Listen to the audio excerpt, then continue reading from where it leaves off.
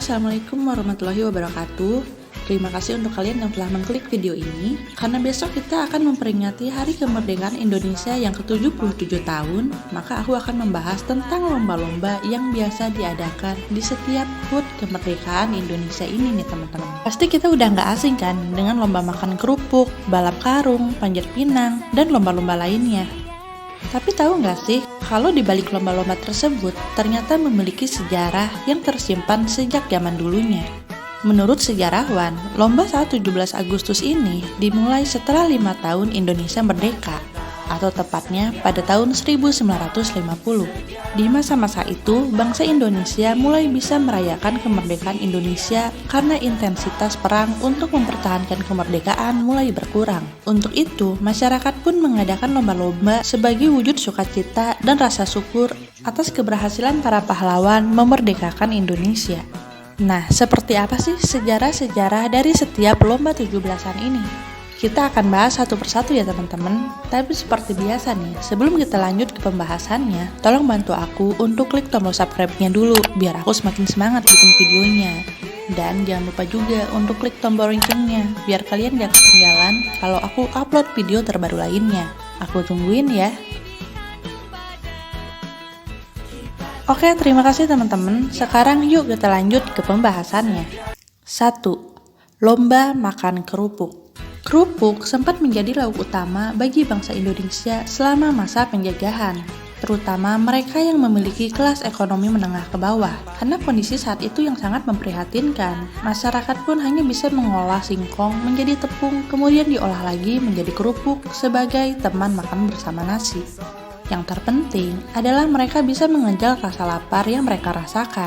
Nah, untuk selalu mengenang masa-masa tersebut, maka setiap 17-an selalu diadakan lomba makan kerupuk sebagai pengingat perjuangan bangsa Indonesia bertahan di masa-masa penjajahan. Aturan dari lomba makan kerupuk ini tidak terlalu sulit. Peserta harus menghabiskan kerupuk yang digantungkan pada tali dengan mulut mereka. Sementara tangan mereka harus dilipat ke belakang dan tidak boleh memegang kerupuk ataupun talinya. Siapa yang tercepat untuk menghabiskan kerupuk tersebut, maka dia adalah pemenangnya. 2. Lomba balap karung. Lomba balap karung diadakan untuk mengenang perjuangan bangsa Indonesia yang tidak memiliki pakaian yang layak selama masa penjajahan nih teman-teman. Mereka mengakalinya dengan menggunakan karung goni sebagai penutup badan mereka saat itu. Namun, selain itu, lomba balap karung juga diinfokan sudah ada sejak zaman penjajahan Belanda.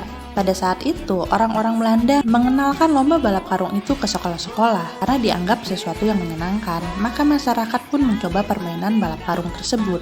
Dulu, lomba balap karung hanya diikuti oleh anak-anak saja. Namun, sekarang lomba balap karung banyak diikuti oleh orang dewasa. Bahkan, ada juga yang khusus untuk ibu-ibu. Aturan permainannya juga tidak terlalu sulit nih teman-teman. Peserta harus memasukkan kaki mereka ke dalam karung, kemudian meloncat-loncat menuju garis finish. Peserta yang tercepat mencapai garis finish akan menjadi pemenangnya. 3. Panjat pinang. Panjat pinang ternyata sudah ada sejak zaman penjajahan Belanda loh teman-teman. Lomba ini digelar sekitar tahun 1930-an. Dulu, para company yang memiliki acara perayaan seperti acara pernikahan atau ulang tahun akan mengadakan lomba panjat pinang untuk para pribumi. Dulu, panjat pinang juga menjadi acara tahunan yang digelar pada saat perayaan ulang tahun Ratu Belanda bernama Wilhelmina pada tanggal 31 Agustus. Tentunya pada saat itu, para company hanya tertawa-tawa melihat para pribumi memanjat untuk mendapatkan hadiah. Namun, walaupun panjat pinang merupakan warisan dari Belanda, tetapi terdapat filosofi perjuangan di dalamnya. Karena untuk naik sampai ke atas, diperlukan kerjasama tim yang baik dan strategi yang baik untuk mencapai puncak. Sampai dengan sekarang, lomba panjat pinang masih selalu ada di setiap perayaan 17-an. Walaupun sempat mengundang kontroversi di beberapa wilayah, ada sebagian wilayah di Indonesia yang tidak memperbolehkan lomba panjat pinang ini loh teman-teman, karena dianggap sebagai warisan dari Belanda. Sampai dengan sekarang, lomba panjat pinang masih selalu ada di setiap perayaan 17-an. Walaupun sejarahnya tidak cukup baik, namun lomba ini dapat memberikan hiburan bagi masyarakat Indonesia. Dan juga tentunya dapat memperkokoh persatuan di Indonesia. Lomba ini cukup sulit dan cukup berbahaya, karenanya hanya lelaki dewasa saja yang mengikutinya. di mana setiap tim berisi beberapa orang dan nantinya masing-masing tim harus membentuk fondasi yang kokoh agar orang bisa memanjat ke atas dan tidak terjatuh. Masing-masing tim akan memperebutkan hadiah yang disimpan di puncak tiang. Yang menariknya, pada tiangnya biasanya akan dilumuri oleh oli, sehingga akan menjadi licin dan menyulitkan para peserta untuk memanjat. Bagi yang berhasil naik hingga ke atas, maka akan mendapatkan semua hadiah yang ada di atasnya. 4. Tarik tambang. Tarik tambang ternyata sudah digunakan sejak zaman penjajahan Belanda juga nih teman-teman. Hanya saat itu tarik tambang bukan dijadikan mainan ataupun olahraga. Saat zaman Belanda, orang-orang pribumi menggunakan tambang untuk bekerja menarik benda-benda berat seperti batu ataupun pasir. Namun, seiring berjalannya waktu, tarik tambang dijadikan sebuah permainan untuk hiburan.